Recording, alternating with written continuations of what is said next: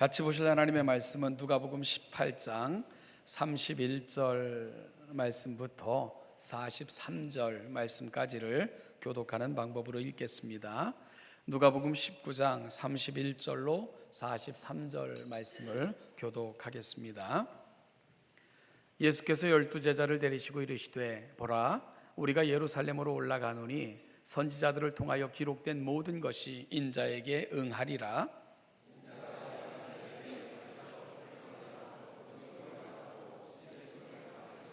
그들은 채찍질하고 그를 죽일 것이나 그는 3일 만에 살아나리라 하시되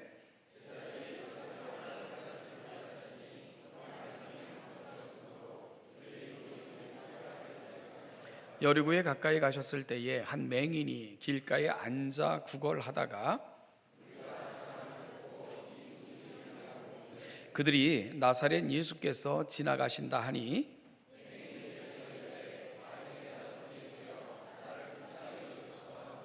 앞서가는 자들이 그를 꾸짖어 잠잠하라 하되 그가 더욱 크게 소리질러 다윗의 자손이여 나를 불쌍히 여기소서 하는지라.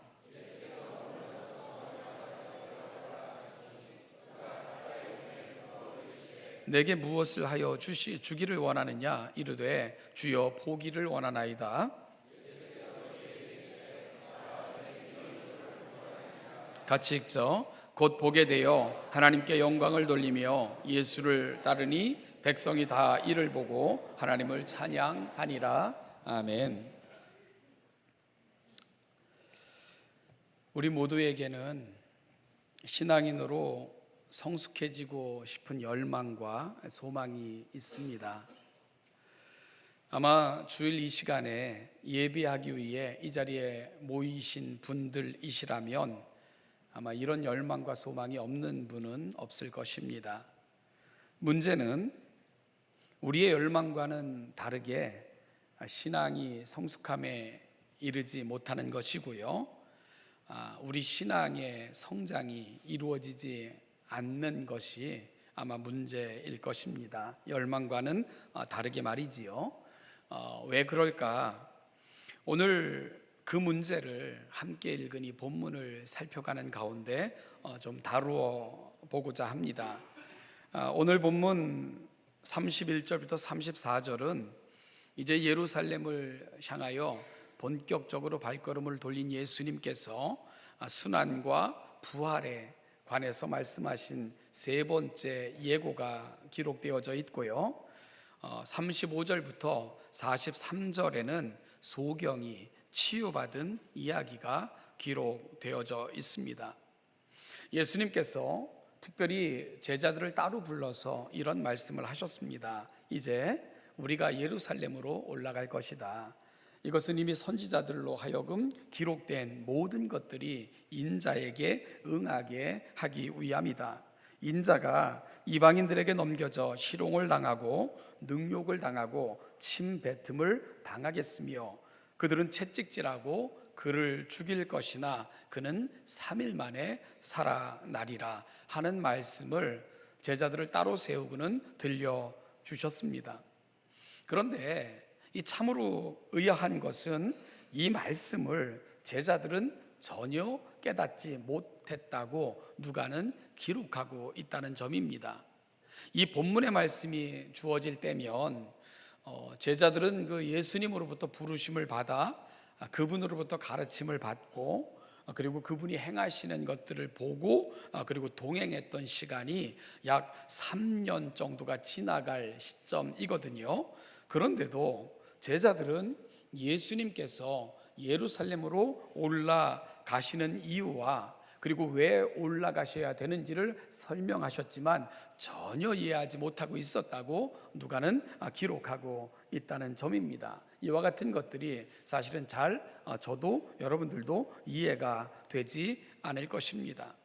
오늘 우리가 나누고자 하는 말씀은 바로 이 아이러니를 푸는 것입니다.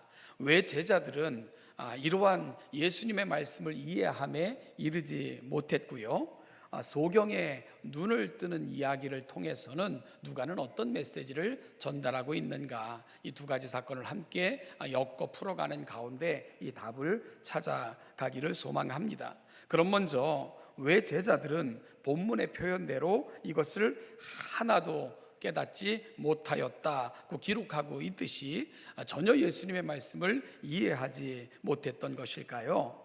사실 이 실마리를 제공해 주는 본문이 아이러니컬하게도 지난주에 살폈던 28절부터 30절의 말씀입니다.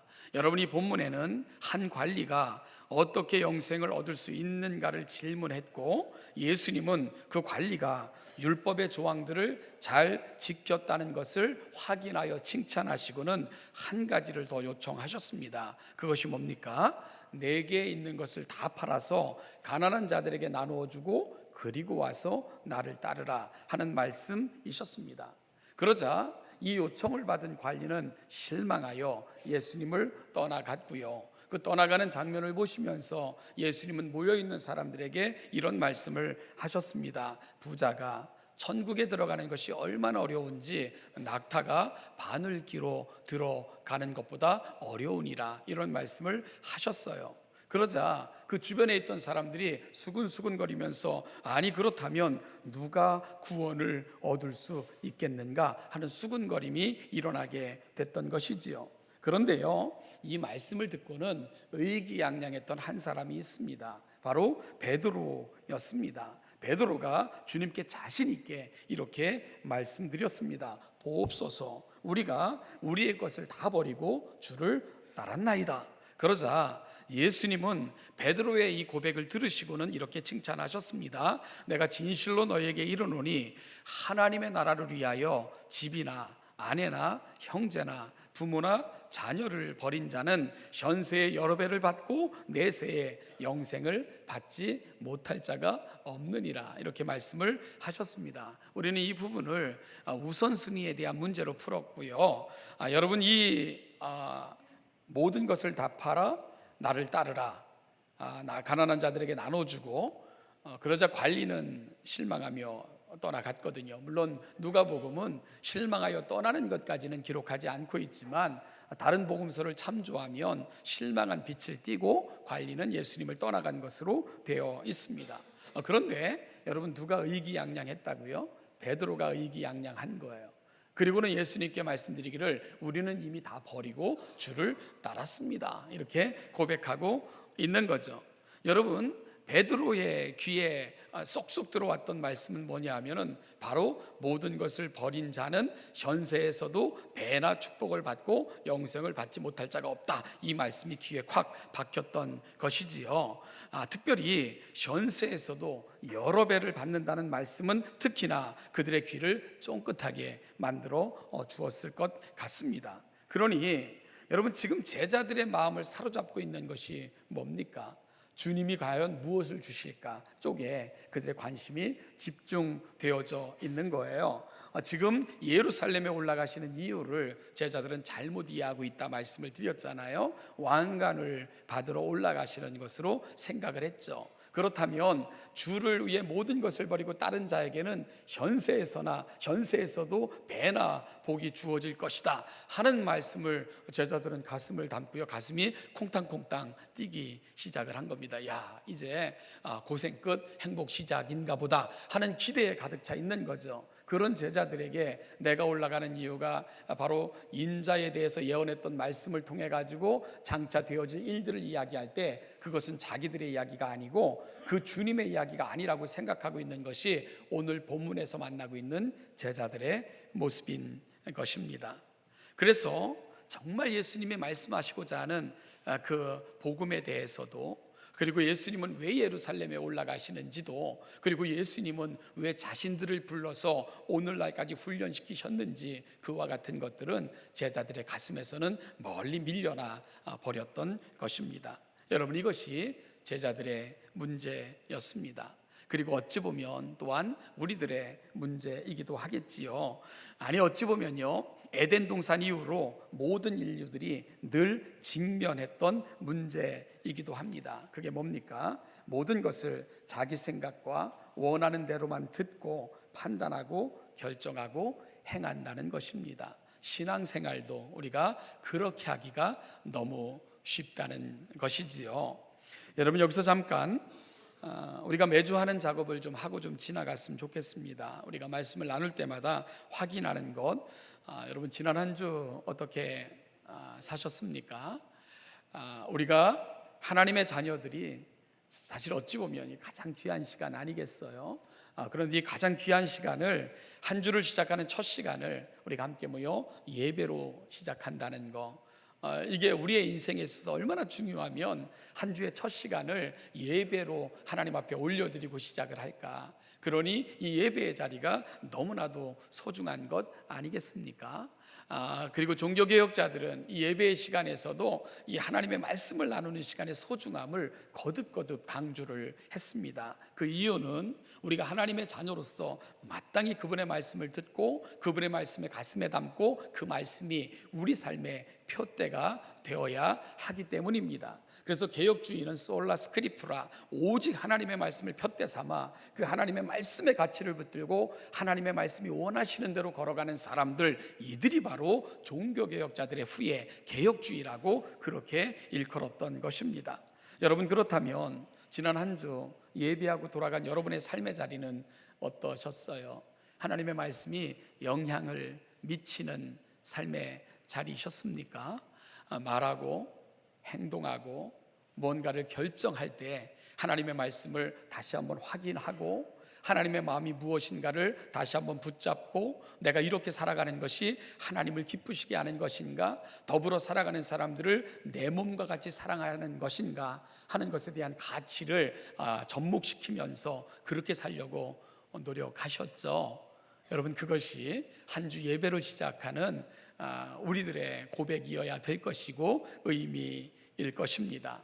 그런데 제자들은 그렇지 못했다는 거예요. 말씀을 들었지만 자기 속에 갇혀서 자기 생각대로 판단하고 자기 이론대로 결정하고 그리고 자기에게 주어질 것들에 집착하면서 예수님의 마음의 근심이 뭔지, 왜 예루살렘으로 올라가시려고 하는지, 예루살렘으로 올라간 길에서 예수님을 기다리고 있는 것이 무엇인지 그것은 관심이 없는 채 얻을 것들, 누릴 것들, 주어질 것들에 관심을 갖다 보니까 그들은 십자가로부터 멀어지는 그런 인생이 돼버리고 말았던 것입니다. 여러분, 그래서 누가는 이어지는 본문 35절 이하에서 치유받은 맹인의 이야기를 들려줌으로써 제자들의 신앙의 현 주소를 점검해 주고자 하는 것입니다. 이것이 맹인의 이야기가 예수님의 예루살렘 올라가서 경험하게 될 십자가의 선언과 함께 가고 있는 이유입니다. 본문에서 누가가 들려주는 맹인의 이야기의 대략은 이러합니다. 누가는 여리고에 예수님과 제자들이 가까이 가셨을 때에 길가에 앉아 구걸하고 있던 한 맹인을 만났던 사건을 소개합니다. 마가는 이 맹인을, 이 마가복음을 우리가 빌려보면 이 맹인의 이름은 바디메오라고 그렇게 알려져 있습니다. 이 시브리어를 우리가 이렇게 보면은요, 이 바라는 말은 아들이라는 뜻입니다. 그래서 바로, 그래도 그건 이름이 아니고요, 로의 아들, 그러니까 로가 그 당시 태양이거든요. 태양의 아들, 그러니까 사실은 별칭이 되는 거죠, 그죠? 따라서 우리가 성경을 읽어보면 바요나 시모나 내가 복되도다, 이것을 알게 하신 이는 하늘의 아버지다, 베드로에게 그렇게 말씀하셨잖아요. 베드로는 사실은 예수님께서 지어주신 이름이고요, 그의 원래 이름은 시몬입니다. 그런데 그 시몬을 걸으면서 바요나 시모나 그랬잖아요. 그럼 바요나는 뭐냐? 요한의 아들 시모나, 그렇게 되는 거죠. 그래서 바요나는 요나의 아들 시모나, 이렇게 되는 겁니다. 따라서 이 길가에서 만났던 맹인의 이름이 바디메오다. 그러면 그는 이름이 바디메오가 아니고요, 디메오의 아들이라는 뜻이 되는 거죠. 어찌 보면 이 소경 거지는 이름도 없는 것입니다. 그에게 알려진 유일한 정보는 그의 아버지의 이름이 디메오다 하는 정도예요. 그런데 그가 왜 이름도 없이 길거리에 구걸하는 신세로 전락했는가? 아마 어릴 적 버림을 받았을 수도 있었을 것이고요, 아마 그렇지는 않았을 것 같고, 아마 일찍 부모님을 여의었을 거나 그래서 거리로 내몰리게 되었을 것 같다는 생각을 하게 됩니다. 그러니까 굉장히 불우한 그런 인생을 살아가고 있었던 사람인 것이지요. 그가 길거리에서 구걸을 하는 중에 웅성웅성 사람들이 수없이 몰려가는 소리를 듣게 되는 거예요. 그래서 지나가는 사람들을 붙들고 물은 겁니다. 무슨 일입니까? 그러자 그들이 대답하기를 나사렛 예수가 지나가신다 하고 대답해 주는 거예요. 그러자 맹인은 즉시 소리 지르기 시작을 했습니다. 다윗의 자손 예수여, 나를 불쌍히 여기소서 외쳤어요. 그러자 앞서가던 자들이 그를 돌아보면서 핀잔하고 꾸짖습니다. 주님을 번거롭게 하지 말고 시끄럽게 하지 말라는 거예요. 그러나 그 맹인은 더욱 크게 소리를 지릅니다. 다윗의 자손이여, 나를 불쌍히 여기소서 온 힘을 다해서 외치고 또 외쳤습니다. 그 소리는 주님의 귀에까지 들려졌어요. 예수님은 발걸음을 멈추시고는 자신을 부르는 사람을 데려오라고 부탁하셨습니다. 예수님께로 가까이 이끌려온 맹인에게 예수님은 물으셨어요. 무엇을 하여 주기를 원하느냐? 맹인이 소원을 말했습니다. 주여, 보기를 원하나이다. 그러자 예수님께서는 그를 보시고는 이렇게 선언하셨습니다. 볼지어다. 그러니까 보라는 거예요. 네 믿음이 너를 구원하였느니라. 이 맹인은 여러분 육신의 질병뿐만이 아니라 영혼의 질병까지 치유를 받은 것입니다. 그래서 그에게는 눈이 떠지는 놀라운 기적과 아울러 구원에 이르는 놀라운 은총이 주어지게 된 것이지요. 그러자 여러분 그 맹인이 보여줬던 삶의 모습이 뭡니까? 집으로 돌아가지 않았어요. 아마 돌아갈 집이나 있었을까 싶은 생각도 들지만 그 이후로 그 맹인은 예수님을 따라다니며 예수님이 행하시는 일들을 통해 예수님의 영광을 드러내는 그러한 삶을 살았다고 오늘 누가는 기록으로 보여주고 있습니다. 그리고 그 맹인으로 인하여 많은 사람들이 하나님을 알게 됐고 이 일을 이루신 하나님께 영광을 돌리게 된 것이지요. 이것이 오늘 본문에서 누가가 소개하고 있는 맹인의 이야기입니다. 여러분, 그렇다면 이 이야기와 예수의 말귀를 알아듣지 못하는 제자들의 이야기와는 어떤 연관이 있는 것일까요? 어찌 보면 누가는요, 이 두 이야기의 대조를 통해 그 자리에 있던 모든 사람들 혹은 모든 시대의 사람들에게 이런 질문을 하고 싶었던 것 같아요. 여러분, 누가 진짜 맹인입니까? 라는 질문 말이죠. 제자들이 맹인입니까? 아니면 육신의 앞을 보지 못했던 저 맹인이 진짜 맹인입니까? 이 질문을 하고 있는 것 같아요. 요한복음 9장에는 또 한 명의 눈을 뜬 맹인의 이야기가 기록되어져 있습니다. 예수님께서 그 맹인의 눈을 뜨게 하신 날은 안식일이었습니다. 그렇잖아도 예수 잡아 죽이려고 꼬투리를 잡기 위해 혈안이 되어 있던 유대인들에게는 좋은 실마리를 제공한 것이지요. 안식일에 일을 했으니까요. 그래서 이 예수의 죄를 확정하고자 그 맹인의 아버지를 불러 신문을 합니다. 언제 어떻게 일을 행했느냐. 그럴 때 이 맹인의 아버지는 유대인들을 두려워하므로 또한 예수께서 행하신 일에 대해서 감사하는 마음이 동시에 공존하므로 대답을 회피하며 내 아들도 이미 장성한 나이가 되었으니 당사자를 직접 불러서 물어보는 것이 좋을 듯하다. 그렇게 이제 빠져나갔죠. 그래서 유대인들은 맹인이었다가 고침을 받은 대상을 직접 데려다가 신문을 합니다. 그러면서 그에게 이야기하기를 저 죄인이 예수를 죄인이라고 일컬으면서 너에게 했던 일을 말하라 라고 그 맹인을 추궁했습니다. 어떻게 눈을 뜨게 됐는가, 너에게 어떤 짓을 했는가를 설명하라는 것이지요. 그러자 그 맹인이었다가 눈뜬 사람이 이렇게 대답을 했습니다. 내가 이미 일렀어도 듣지 아니하고 어찌하여 다시 듣고자 하나이까? 당신들도 그의 제자가 되고 싶습니까? 라고 오히려 반문을 했어요. 그러자 화를 버럭 내면서 우리는 모세의 제자라 하나님께서 모세에게 말씀하신 줄은 알지만 이 사람은 어디서 왔는지 우리는 근원조차 모른다 하면서 그 눈뜬 사람을 책망을 했습니다. 그러자 의아하다는 식으로 이렇게 화를 내며 반문하고 있는 유대인들의 관료들에게 소경이 이렇게 대답을 하며 속으로 대내었습니다. 이상하다. 이 사람이 내 눈을 뜨게 하였으되 당신들은 그가 어디서 왔는지 알지 못하노라. 하나님이 죄인의 말을 듣지 아니하시고 경건한 자의 말을 들으시는 줄을 우리가 아나이다. 창세 이후로 맹인으로 난 자의 눈을 뜨게 하였다 함을 듣지 못하였으니 이 사람이 하나님께로부터 오지 아니하였으면 아무 일도 할 수 없었으리라. 여러분, 무슨 말입니까? 아니, 나는 알겠다는 거예요.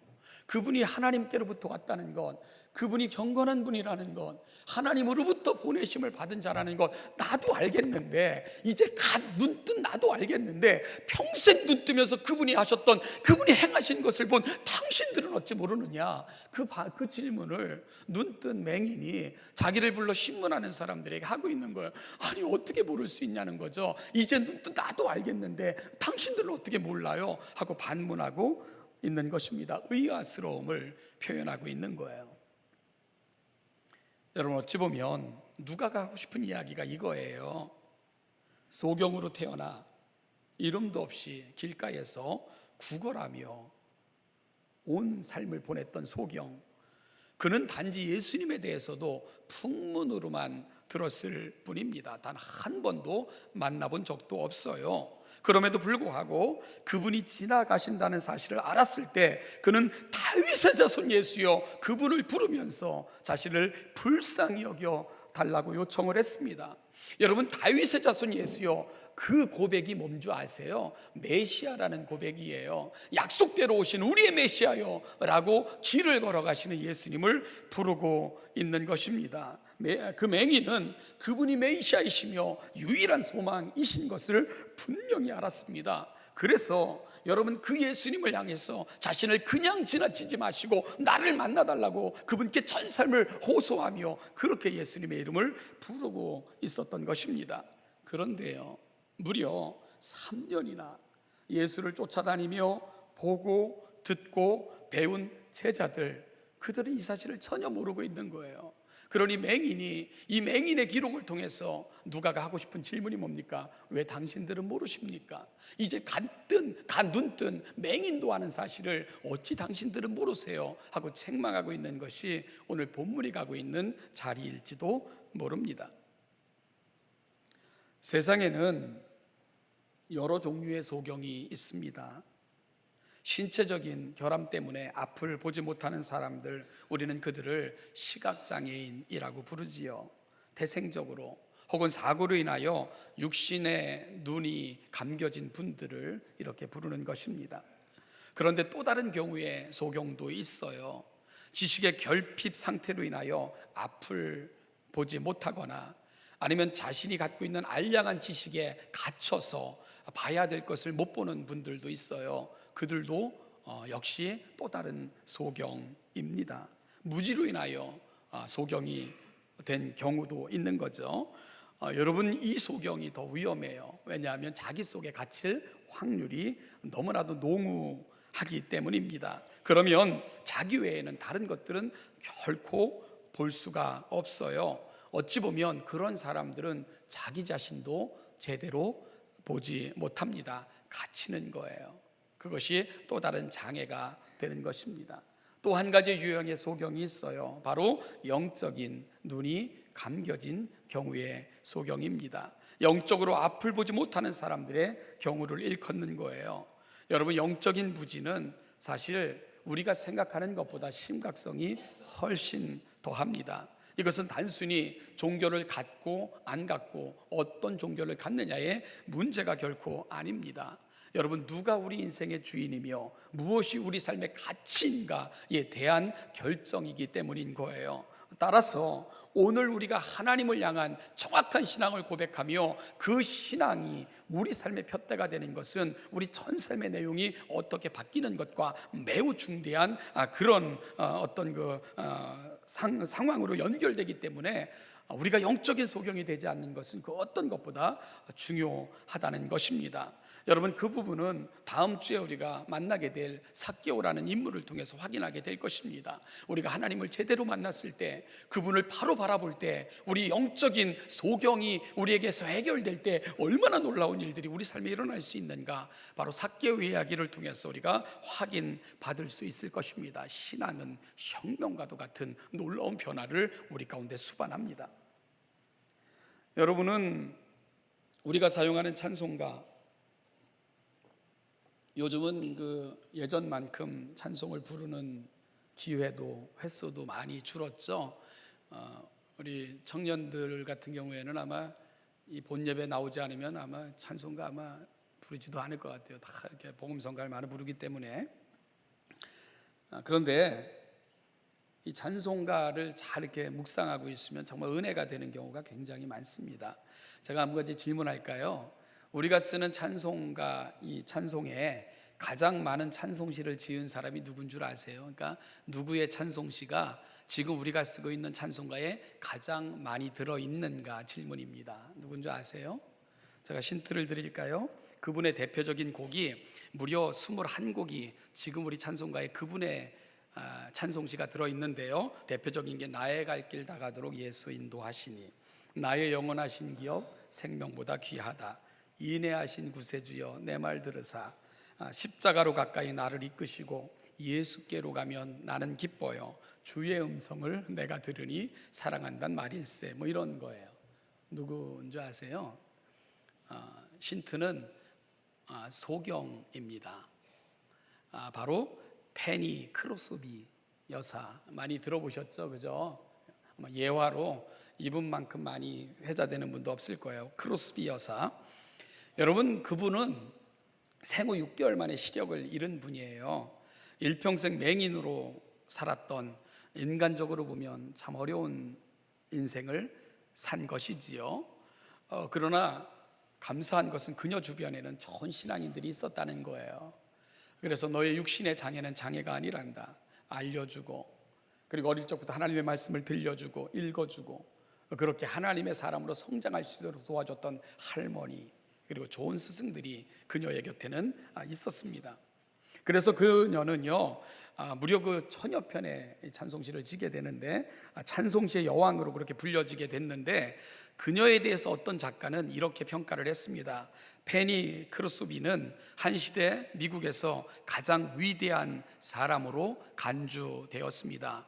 요한 스트라우스가 비엔나에서 왈츠의 왕으로 군림했고, 존 필립 수사가 워싱턴에서 행진곡의 왕으로 군림했을 때, 페니 크루스비는 19세기 말과 20세기 초 뉴욕에서 찬송가의 여왕으로 군림했습니다. 이렇게까지 이 페니 크루스비의 일들을 칭송하는 그런 고백들도 있고요. 여러분, 이 페니 크루스비는 앞을 못 보잖아요. 그런데 찬송시만 지은 것이 아니라 그 누구보다도 복음을 전하며, 그리고 하나님의 거룩한 사랑을 전했던 그러한 인생을 산 여인으로도 잘 알려져 있습니다. 한 번은 매사추세츠 주에서 이 부흥회가 열렸어요. 그때 그 부흥회를 인도했던 유명한 분이 누구냐면 무디였습니다. 무디 목사가 그곳에 페니 크루스비가 참석한 것을 보고는 즉석에서 간증을 이렇게 요청을 했어요. 잠시 주저했던 크루스비 여사는 조용히 일어나서 간증을 시작을 했습니다. 제가 작사한 찬송가들 중에 아직 발표하지 않은 찬송가가 하나 있습니다. 저는 그 찬송을 제 영혼의 찬송시라고 부릅니다. 제가 이 귀한 시간에 제 영혼의 찬송시를 여러분에게 발표하겠습니다. 그러면서 간증 대신 이제 그 찬송시를 소개를 했어요. 그때 그녀가 소개했던 찬송시가 우리 찬송가 608장에 수록되어져 있는 찬송입니다. 바로 후일에 생명 그칠 때라는 찬송입니다. 후일에 생명 그칠 때 여전히 찬송 못하나 성부의 집에 깰 때에 내 기쁨 한량 없겠네.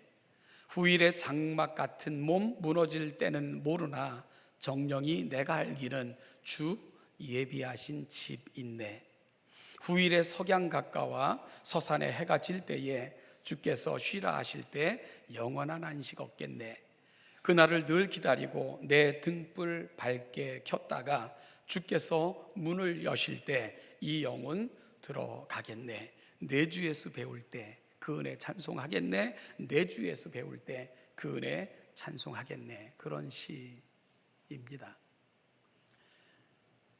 어떤 모임에서 한 목사님이 하나님은 여사에게 매우 놀라운 재능을 주신 것 같습니다. 하나님께서 우리 그 여사에게 보는 눈까지도 주셨으면 얼마나 대단한 일을 하셨을까요? 라면서 안타깝게 이야기하며 대화를 나눴던 적이 있대요. 그래서 그럴 때 크로스비가 그 목사님에게 이렇게 대답을 했답니다. 목사님, 제가 태어날 때 하나님께 기도할 수 있었다면 저는 맹인으로 태어나게 해달라고 아마 기도했을 거예요. 그랬더니 깜짝 놀라면서 아니 왜요? 그랬더니 크로스비가 이렇게 대답을 했답니다. 왜냐하면 내가 천국에 이르렀을 때 내 눈이 제일 먼저 보고 좋아할 수 있는 얼굴이 나의 주님의 얼굴이기 때문입니다. 아마 주님 앞에 설 때 그 눈이 떠지겠죠. 그럴 때 그가 만날 최초의 얼굴이 나의 주님이라는 감격, 그걸 어떻게 내가 포기할 수 있겠어요? 라는 고백을 한 것입니다. 사랑하는 여러분, 오늘 우리는 어떤 상태로 살고 있나요? 이 자리에 앉아 계신 분들은 소경으로 태어나셔서 맹인으로 살아가시는 분은 아무도 안 계십니다. 그런데 우리의 육신의 눈은 멸정한데 진정한 신앙의 눈이 감겨져 있다면 우리는 사실 더 심각한 소경으로 살고 있는 것은 아닐까요? 그렇다면 일평생 소경으로 살다가 눈 떴을 때 가장 먼저 보게 될 얼굴이 주님의 얼굴이기 때문에 기뻐했던 그 크로스비와 같은 여인들, 그 고백 앞에 우리는 장차 주님 배울 때 그 얼굴조차 기억하지 못하는 모습으로 주님 앞에 나아간다면 얼마나 우리가 초라하고 그리고 얼마나 우리가 가련한 인생일까, 이런 생각을 해보게 되는 것입니다. 또한 소경이었던 헬렌 켈러는 당신은 때때로 불행하다고 느껴지지 않아요? 라는 질문 앞에 이렇게 대답했다고 해요. 두 눈을 뜨고 있지만 아무것도 보지 못하는 사람이 많은데 주께서는 제 영혼의 눈을 뜨게 하셨습니다. 이런 고백, 그것이 일평생 그녀가 올려드렸던 감사였다고 합니다. 3년의 끝에 다시금 신앙의 위기에 설 수밖에 없었던 제자들, 여러분, 그들의 문제가 뭡니까? 말씀을 자신 속에서 사양시켜버린 것입니다. 자신의 생각으로 하나님의 말씀을 덮어버린 것입니다. 자신의 생각과 이해가 맞아떨어질 때만 아멘 했지만 그렇지 않을 때는 언제든지 자신의 생각을 좇고 자신의 이익을 좇았던 사람들, 그들이 제자들이었습니다. 그러자 그들은 정말 주님이 필요로 할 때 주님을 십자가에 홀로 내버려 둔 채 세상을 향하여 달려가고 말았던 사람들, 그들이 바로 곧 보게 될 제자들의 모습이 될 수밖에 없었던 것이고요. 사랑하는 여러분, 나사렛 예수, 다윗의 자손이 지나가신다는 사실을 알았을 때에 간절히 그분이 소망임을 알고 그분 안에 희망이 있음을 알고 그분이 우리 영혼의 소망임을 알고 간절히 불러 그 예수님을 만남으로 영혼과 삶의 놀라운 구원을 받았던 오늘 길가에서 만났던 소경, 어찌 보면 누가는 우리에게 그렇게 말씀하고 계신 것 같아요. 누가 진짜 소경입니까? 3년을 쫓아다니면서도 알지 못했던 제자들이 소경입니까? 아니면 한순간 만남을 통해 예수 그리스도 앞으로 나아갔던 눈 멀었던 그 사람이 진짜 소경입니까? 저와 여러분들은 어떤 부류의 사람들인가요? 기도하겠습니다. 하나님 아버지, 오늘도 하나님의 말씀 앞에 우리가 서서 우리 신앙을 돌아봅니다. 하나님 아버지, 멀쩡한 눈을 안고 살지만 봐야 될 것들, 들어야 될 것들, 간직해야 될 것들에 대해서는 너무 멀어져 있어 우리의 생각에 갇혀있는 어리석은 모습이 우리의 모습이라면 오늘 우리가 소경임을 고백하지 않을 수가 없습니다. 하나님, 우리 영안을 뜨게 하시고 예수 그리스도를 바로 바라보게 하시고 우리 부르심의 소망과 우리가 장차가야 될 자리를 놓치지 않고 겸손하게 주님 앞에 나아가는 진정으로 눈뜬 하나님의 거룩한 사람들로 우리가 바뀌어 우리가 살아가는 삶의 자리로 나아가는 아름다운 주님의 백성들 되게 하여 주시옵소서. 감사드리며 예수님의 이름으로 기도하옵나이다. 아멘.